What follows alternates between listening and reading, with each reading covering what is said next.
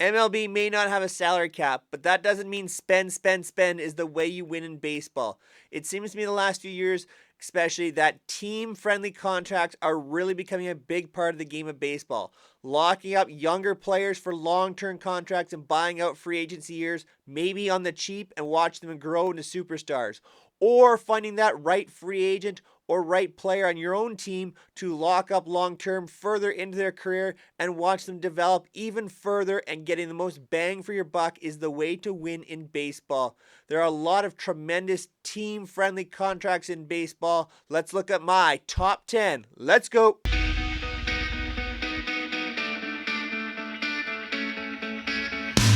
Now, let me preface all of this by saying a team-friendly contract, in my eyes, is one that buys up at least 1 year of free agency. So any player on a pre-arbitration or arbitration contract that has not reached free agency and whose contract does not extend into free agency does not qualify for this list.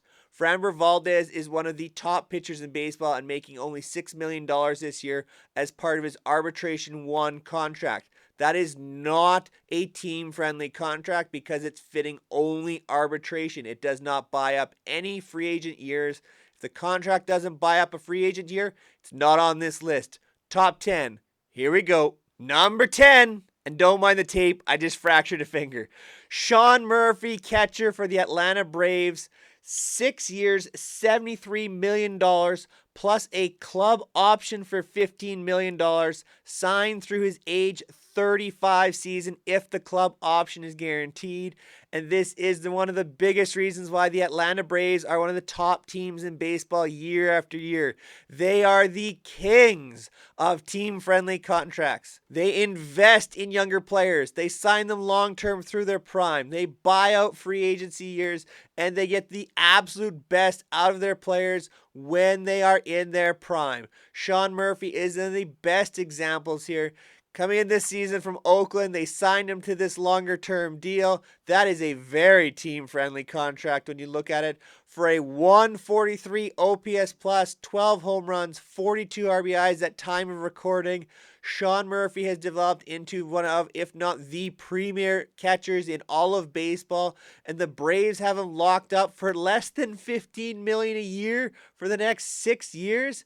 I know catchers can be tough in terms of durability, but Sean Murphy has played game after game, both in Oakland and this year in Atlanta. And when you combine him with someone like Travis d'Arnaud right now, it makes an extension to his career, keeps him a few less games behind the plate, a few more games at DH. If they can find this type of partnership year after year in Atlanta, they are going to be very, very successful behind the plate. And Sean Murphy, team-friendly contract, is one of, if not the biggest reasons why.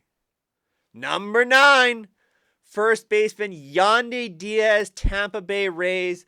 Diaz was signed before this season to a 3-year, $24 million contract. With a club option for another $12 million. That's almost guaranteed to be picked up the way things are going. Signed through age 34 if the club option is picked up. Oh, look at Yandy Diaz's stats over the last few years. A 110, 142, and this year 153 OPS plus. He's found the power, 12 home runs, 38 RBIs, 305 in the batting, 396 in the on base. He has not sacrificed any on base percentage and added the power. Yandy Diaz is absolutely exploding in baseball this year, and he's signed for less than $10 million a year. The Tampa Bay Rays have been known for locking up players at a younger level and buying out arbitration years and some free agency years. They've did it with Wander Franco. They've done it with Evan Longoria in the past. They've done this very, very well. But Yandy Diaz is the first one they've really locked up for any extended period of time. And yes, I know it's only 3 to 4 years, but Yandy Diaz is locked up in his prime. He has found something in Tampa Bay. His power numbers are growing. This could be one of, if not the best contracts in baseball when all is said and done. Yandy Diaz's contract has set up Tampa Bay at first base, and keep in mind he can play some third base as well. long term for Tampa Bay, this is a huge bonus for them. They can now invest in other parts of their team, including starting pitching, outfield, wherever they need to because of this type of contract. So Yandy Diaz is number 9 on my list. Number 8, third baseman Ryan McMahon of the Colorado Rockies. No, the Rockies don't do a lot of things right. In fact, they have some of the worst contracts in baseball on their team, but one they got right looks to be Ryan McMahon. McMahon is signed for a 6-year, $70 million contract through his age 32 season. Prior to this season, he's been kind of league average, right around the 100 in terms of OPS plus, which is in fact league average. But this year, he's really starting to explode. He's up to a 115 OPS plus, 12 home runs, 41 RBIs, a 264 average, the best OPS of his career at 834. Ryan McMahon is really finding his swing in Colorado, and this is one of the best contracts the Rockies have. You can't tell me there aren't a lot of teams out there looking for a third baseman for just over $10 million a year. One of the top third basemen out there. Ryan McMahon is growing into that, and this contract looks better and better, given that he signed through his prime as well, through age 32 season. So the Rockies are getting the best years out of this. And if they still crumble, Ryan McMahon will be a very valuable trade asset, considering he's keeping his value. Even if he's a league average at these numbers, he would look very good in a lot of teams' lineups at third base. He plays a decent third base. The defense isn't bad. The power is coming along. The average and the on base have been big improvements this year. For me, this is one of the growing best contracts in baseball. I wish the Rockies were making better use of this, but maybe down the line in the next couple years, they can turn and flip this contract to someone and get some real talent back to build their team. Who knows what they're going to do with this, but I think Ryan McMahon's contract makes a lot of sense, and it's one of the best ones in baseball to look at, especially long term. Number 7, Milwaukee Brewers starting pitcher Freddy Peralta. My girlfriend's one of her favorite players out there, but Freddy Peralta's contract is one of the absolute best in baseball. Taking a look here, Freddy Peralta comes in on a 5-year, $15.5 million contract. That's barely over $3 million a year. Oh, by the way, it has a club option for $8 million. Oh, by the way, it has another club option for $8 million. All said and done, Freddy Peralta is signed through his age 30 season with the Milwaukee Brewers. This is on the list because it's such an absurdly low contract for a quality starting pitcher. And I know Peralta has had his issues this year. He's coming in at a 92 ERA plus this year.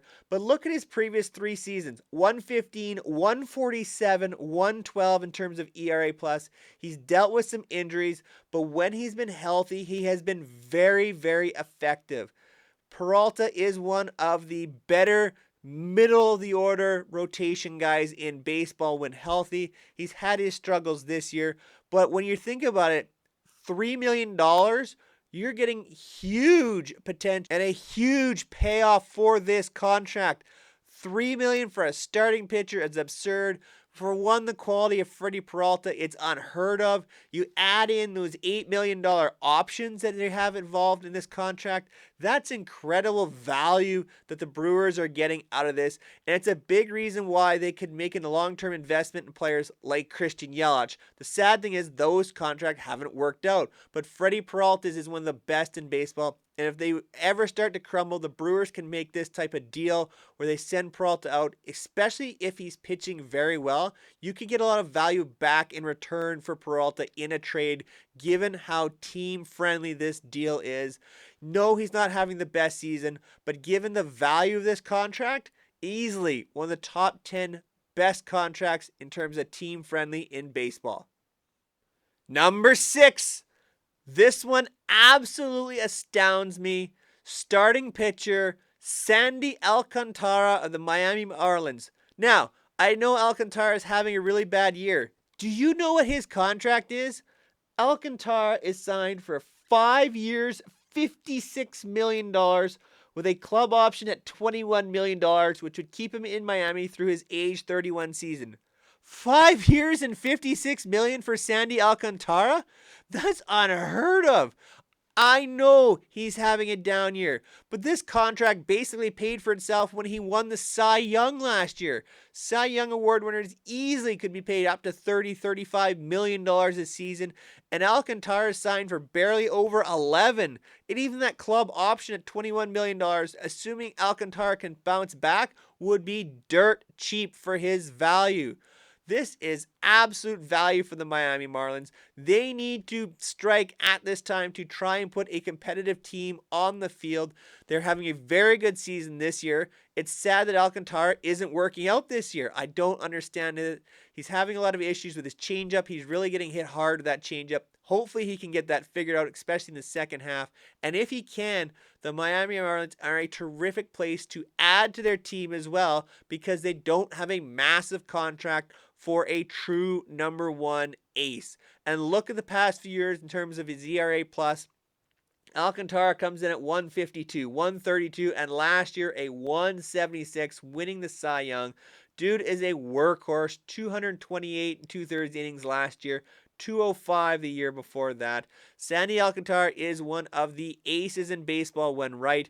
If he can get himself back right this year, this goes higher on the list because he is absolutely one of the top players and pitchers in all of Major League Baseball.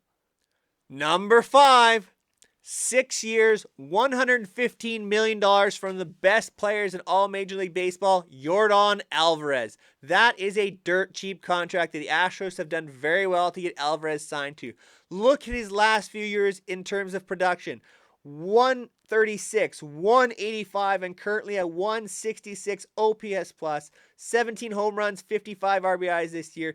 Yes, I know injuries have been a little bit of an issue the last couple of years, and Yordan struggled last year with a bit of injury, and he is currently at this time recording dealing with an oblique injury as well. But when healthy, this may be the best hitter in baseball. That's right, I said it. Best hitter in baseball in terms of average, in terms of power, in terms of production versus righties and lefties.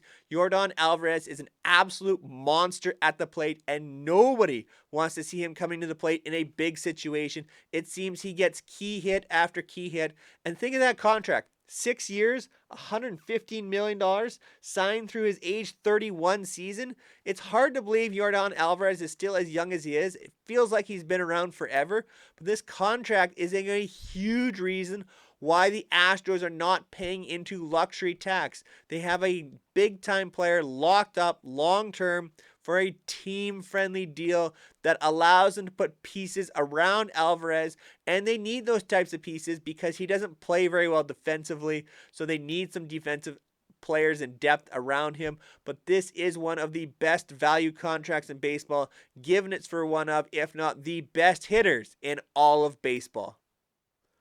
Number 4, a time recording with a .568 slugging percentage, the National League's league leader in slugging percentage, also happens to be the 4th best contract in all of baseball in terms of team friendly, and that is Corbin Carroll of the Arizona Diamondbacks. Carroll may be a rookie this season and looking like a runaway winner for Rookie of the Year in the National League and potential NL MVP winner. You look at this contract, 8 years, $114 million. It includes a club option for $28 million. This is signed through his age 30 season. Yes, Corbin Carroll is locked up long term. Why do I prefer this over Yordan Alvarez? Because Carroll is a 5-tool player. He is a tremendous defender, a very good thrower of the baseball. He hits for power. He hits for average. Oh yeah, he also may be one of, if not the fastest players in all of baseball. Look at it this year. At time recording, 16 home runs, 23 stolen bases. This is a future 40-40 guy. In fact, he's on pace for 30 home runs and 50 stolen bases this year, which is absolutely incredible. He did it in a short time frame last year. He's doing it again this year. He's going to win NL Rookie of the Year. He's an absolute stud, and the Diamondbacks have done a tremendous job here of buying up pre-arbitration and arbitration, as well as a couple of years of free agency of Corbin Carroll to keep him in Arizona long-term through his prime. I don't know how well Carroll will age. It will depend on how his legs hold up and the speed plays through his age 30 seasons. But right now, he is one of the most electric players in baseball. And to have him coming in at under $15 million a season, that is incredible. Yes, the Diamondbacks could have kept him on the very, very cheap in his pre-arbitration and some of his arbitration years, but eventually Carroll was going to have his contract explode, and long-term investment would have cost the Diamondbacks a lot more money. So this makes it one of the best contracts in baseball. Number 3, third baseman Jose Ramirez of the Cleveland Guardians. His contract comes in at 7 years, $141 million through age 35. Now you're going to say, well, that's over $20 million a season, Shane. That's a lot of money. Yeah, but you get a lot of value in Jose Ramirez. You take a look at the numbers. In 5 of the last 6 seasons, Jose Ramirez has been top 10 in American League MVP voting. 5 of the last 6 seasons. That is insane value for this contract. Those types of players are getting paid in the $30 and $40 million per season. Jose Ramirez is checking in just over $20 million. This is one of the best contracts in baseball in terms of value and production. Jose Ramirez is a star. And it also was a signal to the fans in Cleveland that they can retain a star long term. Ramirez didn't want to leave Cleveland. He loves it there. He loves playing in that ballpark with that young team. He wanted to win a championship in Cleveland. And his investment shows. He took less money to be a true team guy, and these are the types of contracts that can help you win in baseball. Cleveland has more money now to invest in players around him. I know they're not a big market team, but if they can find the right players to get around Jose Ramirez and invest in properly, they have the opportunity year after year to win a championship, because their absolute stud is a team guy making very minimal money in terms of the sport. Jose Ramirez's contract absolutely needs to be in the top 3 in this list. One of the best players in all of baseball. Number 2, Ronald Acuna Jr., Atlanta Braves. There's a reason the Atlanta Braves are so good. Look at Acuna's contract. 8 years, $100 million. Another club option for $17 million. Another club option for $17 million. All potentially signed through his age 30 season. Ronald Acuna Jr. is one of the stars across baseball, and he is being paid like a middle of the road type of player. Acuna is very well on his way to winning National League MVP this season.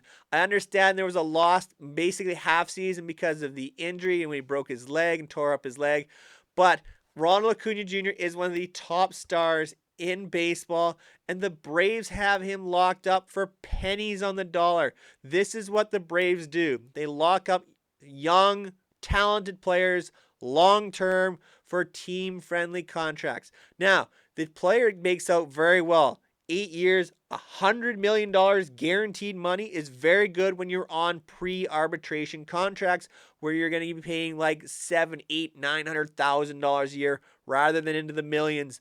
And Ronald Acuna Jr. knew that, bought it himself, and made a lot of money early on. But he's now going to be underpaid for quite a while as he moves out of his arbitration years. This contract is incredible for the Braves. He is the star and maybe possibly the future face of baseball if he isn't already, topping out ahead of guys like Trout and Judge even. You look at his production, 156 OPS plus this year, 16 home runs, 47 RBIs, 34 stolen bases. This is legitimate 40-40 potential, and Ronald Acuna has the possibility of becoming the first guy to ever have 30 home runs and 60 stolen bases in the same year. He is an absolute star for the Braves. This makes so much sense for the team. It really was buying in on a young player who hadn't truly shown himself yet at the major league level, but the Braves had faith that Acuna would figure out at the majors, and he clearly has and is rewarding this team. And this is the reason why year after year, the Braves are in first place in the National League East. Number 1, Ozzie Albies, Atlanta Braves. The Braves are the standard bearer for team-friendly contracts, and Ozzie Albies is easily the most team-friendly contract in baseball. As soon as I started making this list, I knew who I had to have at number one. You look at Albies' contract, 7 years, $35 million. Oh, with a club option for another $7 million, plus another club option at $7 million, signed through his age 30 season. At total value, 9 years, $49 million, all in on Ozzie Albies. Are you kidding me? You're basically averaging $7 million a year for the potentially top second baseman in all of baseball. This is incredible value.